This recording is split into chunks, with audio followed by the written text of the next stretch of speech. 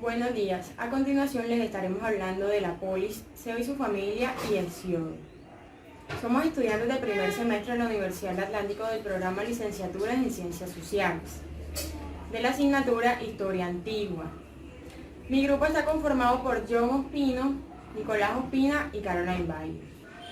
La polis eran ciudades-estados independientes y con autogobierno, integradas por la ciudad y el territorio. Era la forma de organización política, social y económica de la Grecia antigua. Bueno, una de las características de la polis era que se dividía en dos partes. La primera, la ciudad, que era el territorio urbano, y la segunda, la zona rústica, más conocida como el Jura. Ahí se encontraban los campos agrícolas y el terreno comunal. En la ciudad, en la zona urbana, se encontraba el control político y social de toda la polis. Ahí estaba la mayoría de edificios donde se desarrollaba la vida política y social de la polis. Bueno, la polis griega era más o menos así. Aquí, en el punto más alto, se encontraba la Acrópolis, ubicada en lo más alto de la ciudad, por lo que también se conoce como la ciudad alta. En ella se encontraba la sede de gobierno y los templos más importantes. El Asti, como ya lo hablamos, era la ciudad urbana, baja donde vivía la población. En esta se localizaba el ágora, que era la plaza pública principal, sus viviendas y los diferentes mercados y parques. Y los terrenos agrícolas, ubicados en los extramuros, se utilizaban para el cultivo de cereales, olivos y árboles frutales, así como la crianza de animales, ovejas y cabras. Una de las principales polis griegas, o las que más sobresalen, son Atenas y Esparta. Atenas era democrática, vivía en una sociedad democrática, desarrolla la cultura y artes y se fomenta la libertad individual. Esparta es conocida como la polis guerrera.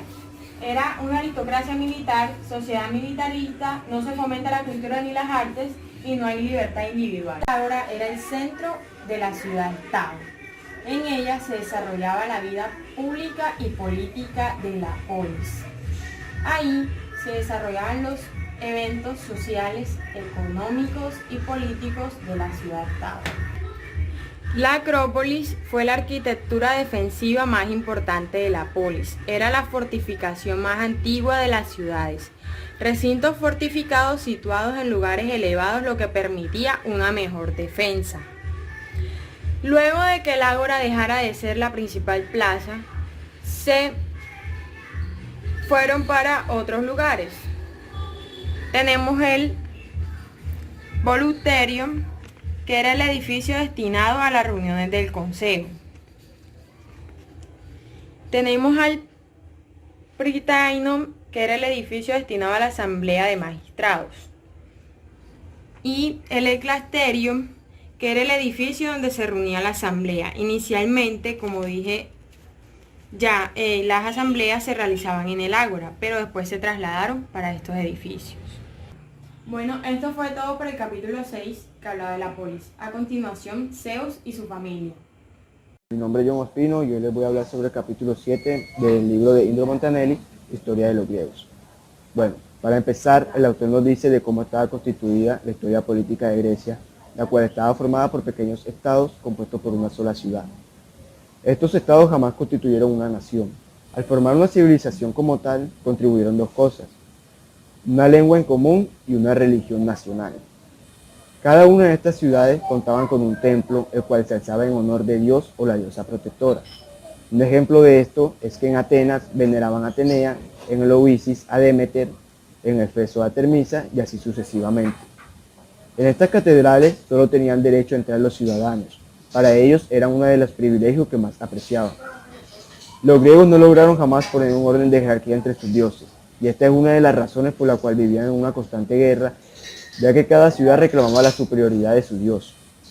El libro nos cuenta que en Grecia existieron una gran cantidad de dioses, esto debido a la mezcla de raza entre Pelasgas, Asquea y Doria, que fueron los invasores de Grecia.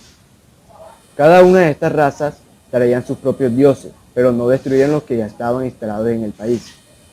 Esta interminable familia de dioses griegos estaba dividida en estratos geológicos que va de los más antiguos a los más modernos. Los primeros son los autóctonos, es decir, los de las poblaciones pelasgas originarias del territorio. Se reconocen por ser más terrestres que celestes. Uno de ellos es Geas, la cual es una diosa terrestre. Es descrita como la tierra misma. Detrás de ella viene al menos 1 millar de deidades subalternas que viven en cualquier lugar, como ríos y montañas. El Olimpo era la idea de que los dioses miraban no en la tierra, sino en el cielo. Esta creencia la llevaron los invasores arqueos.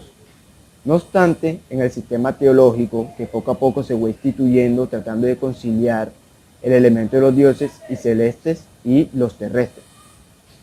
Zeus tuvo una numerosa lista de esposas, la cual nos mencionan en el libro, las cuales son Metis, que tuvo Atenea; Temis, que tuvo 12 hijas llamadas Horas; Eurímene, que tuvo 3 hijos llamados Gracia; Leto, que tuvo Apolo y Artemisa; Neumocina, la cual tuvo 9, que fueron llamadas Musas, y con su hermana Demeter, la cual tuvieron a Perséfone. Zeus denominó a Hera como la diosa del Olimpo, la reina del Olimpo. Cansado ya del matrimonio, Zeus tuvo una aventura con Almena, de la que nació Hércules. Todas las ciudades reconocían la supremacía de Zeus. En Grecia anualmente se festejaban grandes fiestas con las cuales cada ciudad mandaba a su patrono de representante.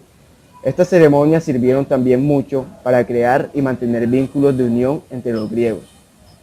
Para finalizar, el libro nos dice que el patriotismo de los griegos estaba ligado estrechamente a la religión y morir por el propio país. El autor nos mienta en el libro que cuando estos dioses fueron destruidos por la filosofía, los griegos, no sabiendo ya por quién morir, dejaron de combatir y se dejaron subyugar por los romanos, los cuales aún no creían en Dios. Gracias. Buen día, profesor. ¿Cómo está? Mi nombre es Nicolás Ospina. Yo le voy a hablar sobre el capítulo 8, el cual es Hesiodo. Bueno, le voy a hablar sobre Hesiodo, un relato breve para no extender mucho el video. Bueno, comenzando que Hesiodo no fue tanto un filósofo, sino que fue más un poeta. Bueno, yo les voy a hablar sobre una parte muy importante de Hesiodo, la cual es la teogonía. Bueno, comenzamos con las 9 hijas de Zeus, las cuales se le denominan musas. Él dice que estas 9 hijas de Zeus son las que lo inspiran para poder contarnos lo que les voy a hablar.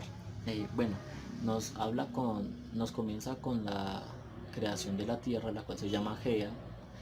También el día y la noche. Bueno, Gea y Urano como tal tienen hijos, pero entonces Urano, por el egoísmo, decide encerrar a sus hijos para que no tomen algún día su poder, y etcétera. Bueno, entre sus hijos más destacados sale Rea y Cronos. Cronos derrota a su padre Urano, y al momento de derrotarlo, de la sangre de Urano es de donde se crean los gigantes, y de su esperma, que es como la espuma de los genitales, bueno, lo que sale en el mar, sale una diosa. Esta diosa se llama Afrodita. Bueno, después de esto, Rea y Cronos tienen hijos y pasa lo mismo, los hijos son devorados por sus padres, pero queda un hijo que es el más fuerte, el cual es Zeus. Bueno, Zeus termina derrotando a su padre Cronos, pero él obviamente se alió con otras personas. Al último, estos aliados terminan dándole el rayo, que es por lo que lo conocemos todos, y proclamándolo rey de los dioses. Bueno, después de esto surge otro personaje, el cual se llama Prometeo. Bueno, ¿qué pasa con Prometeo? Él trata de engañar a Zeus para robarle el fuego divino y dárselo a los humanos. Entonces Zeus, al darse cuenta, se enoja con él, con los humanos, lo encierra en una jaula, lo castiga y le dice que será castigado y diariamente un cuervo va a arrancar un pedazo de su hígado, pues así hasta que, bueno, sufriendo ahí hasta que muera. Ahora también vemos cómo Zeus se enoja con los humanos, pues por este mismo hecho, y es de aquí donde surge la famosa llamada caja de Pandora. Bueno, ya para acabar, también vemos cómo incluso en el texto de los griegos nos habla sobre una problemática que hemos hablado en la sociedad, la cual es el egoísmo, la cual son personas también que quieren ser gobernantes, que no les importa a los demás, con tal de cumplir su objetivo, sacrifican al que sea, todo por cumplir su objetivo y pensar en ellos mismos, en el bien propio y no en el bien común. También esto es un claro ejemplo, ya que él tenía un hermano llamado Perseo, el cual pues era un poco mentiroso, embustero, le gustaba vivir a costas de su hermano, solo se la pasaba como fijándose en mujeres, que en tomar vino. Bueno, en fin, eh, ahí también es donde nuestro Hesiodo nos dice que cada mujer tiene así como su Pandora, ya que ellas como que dominan al hombre y es de allí donde nacen los males del hombre y las distracciones y etcétera. Bueno, no siendo más, ese es mi breve relato, mi breve resumen. Gracias por su atención prestada, profesor, y hasta luego.